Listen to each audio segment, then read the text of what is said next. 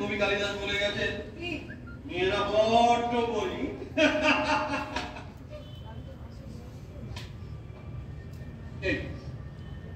সেলাই করছো?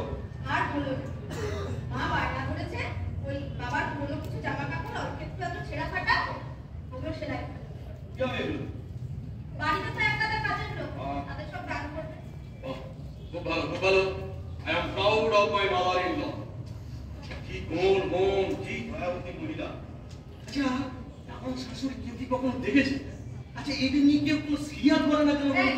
তুমি ওর মাকে নিয়ে ঠাট্টা করছো? এই না, দেখো দেখো, I am serious, very serious.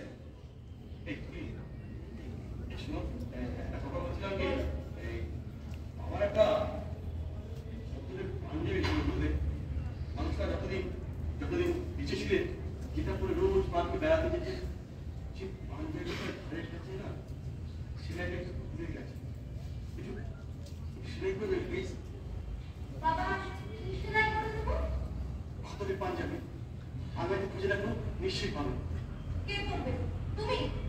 ওটা করে তোমার ওই অফিস ফোর্সের বয়াজি লাইকে পকেট মার সাজবে? না না, আমি করবো কেন? আমি করবো না, বাবা করবে। এটা ছিল না ওই ছেঁড়া অবস্থা।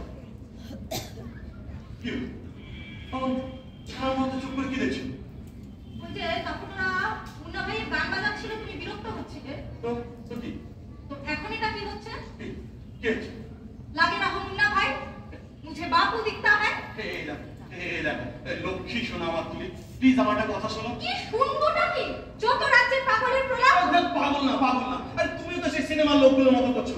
আচ্ছা দেখো, আমি না এর মধ্যে কদিন ধরে তোমাকে একটা কথা বলবো ভাবছি, কিন্তু কিছুতেই বলে উঠতে পারছি না। জানো, আমি দেখো এর মধ্যে না বাবার কথা একটু চিন্তা করিনি, জানো। তবু বাবা নিজে থেকে আমার দেখা দিচ্ছে।